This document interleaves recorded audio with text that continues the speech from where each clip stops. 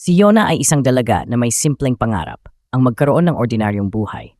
Inilaan niya ang kanyang mga araw sa pag-aaral habang binabalanse ang kanyang part-time na trabaho at ang kanyang pag-aaral sa kolehiyo, nagsusumikap na mapanatili ang isang simpleng at tahimik na rutina. Ngunit sa kabila ng kanyang mga layunin, ang kanyang buhay ay naging komplikado. Ang kanyang dating kasintahan na pinagkatiwalaan niya ng kanyang pinakamalalim na damdamin ay nagtaksil sa kanya. Simula noon, nasira ang kanyang tiwala sa ibang tao. Samantala, si Bansu ay isang kakaibang goblin na may pambihirang hangarin, nais niyang maging tao. Subalit, upang maabot ang kanyang pangarap, kailangan niyang tuparin ang isang gawain mula sa reyna ng mga goblin, halikan ng 10 piling babae na pinili nito.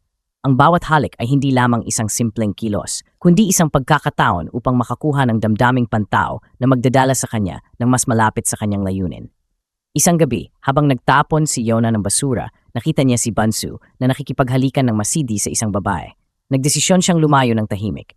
Sa sandaling iyon, nakuha ni Bansu ang kanyang unang damdaming pantao, ang kawalang pag-asa. Pagkatapos nito, binura niya ang alaala ng babae upang panatilihing lihim ang kanyang layunin. Kinabukasan, sa pagkakataong hindi inaasahan, kailangan niyang halikan ang kaibigan ni Yona. Ginamit niya ang kanyang kapangyarihan upang akitin ito at habang nagaganap ang halik, nahuli siya ni Yona.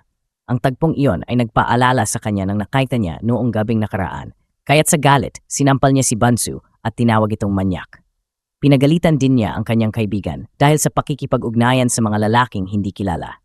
Sa kanyang pagkagulat, sinabi ng kaibigan niya na wala itong naaalala tungkol sa nangyari. Stresado dahil sa kanyang mga pagsusulit sa universidad, pumayag si Yona na subukan ng isang blind date. Gayunpaman, hindi naging maganda ang resulta dahil ang lalaki ay mayabang.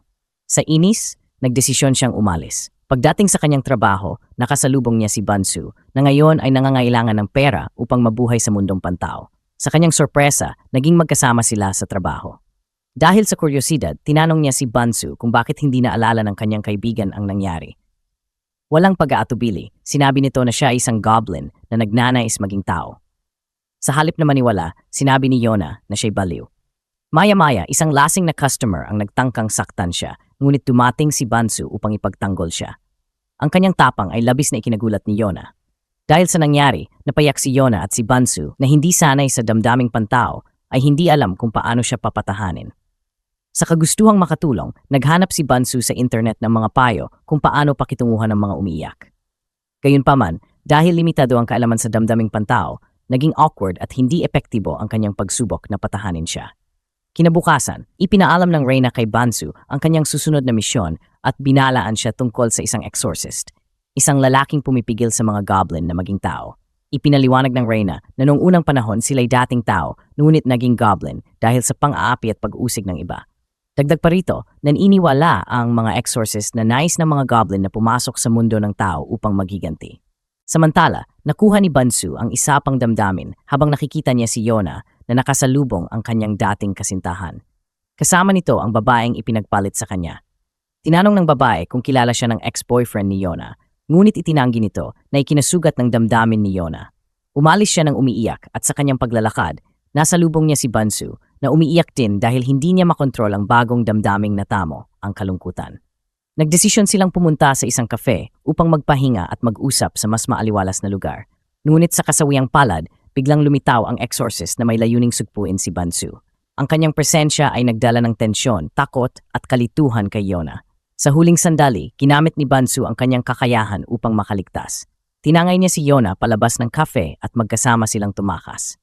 Habang tumatakbo, isang kakaibang damdamin ang naramdaman ni Yona, isang kilig na nagdala ng buhay at saya sa kanya. Bagaman nakakalito ang lahat ng nangyari, hindi niya maitanggi ang kasiyahang naramdaman. Nang makaramdam sila ng kaligtasan, hindi makapaniwala si Yona sa nangyayari at inakalang isa itong panaginip. Sa pagnanais na magising, hinalikan niya si Bansu, ngunit nang walang magbago, napagtanto niyang totoo ang lahat. Labis siyang nahiya.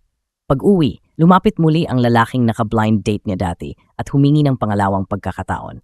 Pumayag si Yona, ngunit sa araw ng kanilang pagkikita, nakita niya itong nakikipag-usap sa kanyang dating kasintahan. Narinig niya ang lalaki na nagpapasalamat sa pagpapakilala ng isang madaling babae. Galit at dismayado, umalis si Yona. Samantala, hinalikan ni Bansu ang isa pang babae at nakuha ang damdamin ng galit. Dahil sa pagkakataon, nakita niya itong umiiyak. Nang malaman ang nangyari, nagdesisyon siyang suntukin ang dalawang lalaki. Gayunpaman, pinigilan siya ni Yona at nag-ipon ng lakas ng loob, hinarap niya ang mga ito at tinuruan ng leksyon. Sa kasawiang palad, paglabas nila, biglang lumitaw ang exorcist. Agad na yumakap si Yona kay Bansu, pinipigilan ng exorcist na saktan siya dahil bawal silang manakit ng mga tao. Dahil dito, napilitang umalis ang exorcist. Natakot si Bansu at nakiusap kay Yona na protektahan siya dahil ayaw niyang mamatay. Nagpasya silang magsama sa isang tirahan at sinamantala ni Yona ang pagkakataon upang kumbinsihin siyang bayaran ang kalahati ng renta. Bukod pa rito, inutusan niya itong gawin ang mga gawaing bahay at magluto para sa kanya. Sa ganitong paraan, nakakatipid si Yona at nagkakaroon ng mas maraming oras upang mag-focus sa kanyang pag-aaral sa universidad. Kapalit nito, sinamahan niya si Bansu sa bawat pagkakataong hahalikan nito ang natitirang mga babae upang protektahan siya sakaling muling lumitaw ang exorcist. Sa ngayon, nakamit na ni Bansu ang 6 na emosyon ng tao. Hindi sinasadya, nasabi niya kay Yona na gusto niya ito at maganda ang kanyang ngiti. Ang matamis at direktang mga salita ni Bansu ay nagdulot ng pamumula sa pisngi ni Yona. Sa sandaling iyon, isang init ang dumaloy sa kanyang puso at ang koneksyon nila ay nagsimulang umuspong sa banayad, ngunit malalim na paraan. Subalit, nagbago ang sitwasyon. Tuwing kasama niya si Bansu habang hinahalikan nito ang ibang babae, nakakaramdam siya ng selos at lungkot. Bagamat alam niyang bahagi ito ng kanilang kasunduan, hindi niya mapigilang makaramdam na kaiba kapag nakikita niyang lumalapit si Bansu sa ibang babae. Habang mas nagtatagal silang magkasama, lalong nagiging malalim ang kanyang kalituhan dahil palaging maamo at maalalahanin si Bansu sa kanya. Isang araw, sinundan ni Bansu si Yona sa universidad at nakita niyang may lalaking nag-anyaya kay Yona na lumabas. Isang damdamin ng pagkaaburido ang bumalot sa kanya, kaya't mabilis siyang lumapit at pinutol ang usapan upang pigilan si Yona na tanggapin ang imbitasyon. Mukhang ang nararamdaman niya para kay Yona ay unti-unti na ring namumukadkad. Makalipas ang ilang oras, hinalikan ni Bansu ang susunod na babae. Ngunit sa pagkataong ito, hindi na nakayanan ni Yona ang selos at nagdesisyong umalis. Sa kanyang pagkamausisa, tinanong niya si Bansu kung may nararamdaman ba ito para sa mga babae kapag hinahalikan niya sila. Sinagot ni Bansu na wala. Dahil dito, mas naging tapat si Yona at tinanong kung may nararamdaman siya para sa kanya. Sa kanyang pagkalito, sinabi ni Bansu na hindi niya alam. Sa puntong iyon, tumawag ang kaklase ni Yona at, sa inis sa sagot ni Bansu, tinanggap niya ang alok na makipag-date. Samantala, si Bansu naman ay naghahanap ng susunod na babae upang makuha ang ikasiyam na emosyon. Tumawag siya kay Yona upang samahan siya ngunit hindi ito sumagot. Nagpasya siyang pumunta mag-isa at matagumpay na kamit ang emosyon ng kaligayahan. Sa kanyang pag-uwi, napagtanto niya na masaya siya kapag kasama si Yona. Bigla siyang sinalakay ng exorcist at sinaksak ng maluba. Sa kabutihang palad, dumating si Yona sa tamang oras at pinabagsak ang exorcist. Sa pag-aalala, nakiusap siya kay Bansu na huwag sumuko at inamin ang kanyang pagmamahal dito. Mabilis namang dumating ang reyna ng mga goblin at pinagaling ang kanyang mga sugat. Tiniyak na hindi siya mamamatay dahil halos ganap na siyang naging tao.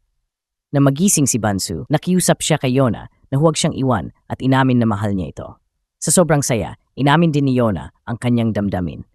Nangako silang magiging magkasintahan matapos niyang halikan ang huling babae upang tuluyang maging normal na tao at mamuhay ng masaya kasama si Yona. Pagkatapos, ipinaalam ng reyna na ang huling halik ay dapat ibigay kay Yona upang makuha niya ang damdamin ng pag-ibig.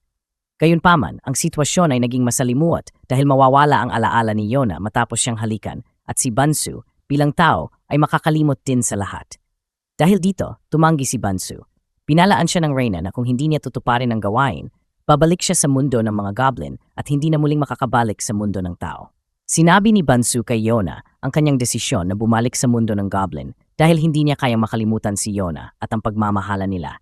Gayunpaman, tumanggi si Yona at hiniling na halikan siya, naniniwalang kahit magkalimutan sila, muling babalik ang kanilang pag-ibig. Kinalaunan, tinukot ng exorcist si Yona, nilabag ang mga alituntunin at sinaktan siya upang mahuli si Bansu. Nang dumating si Bansu, naglaban sila ng matindi hanggang sa tuluyang talunin ni Bansu ang exorcist at mailigtas si Yona. Matapos ang insidente, nagpasya silang harapin ang kapalaran. Naghalikan sila kahit alam nilang mawawala ang kanilang mga alaala, ngunit nangakong magtatagpo at muling may in love.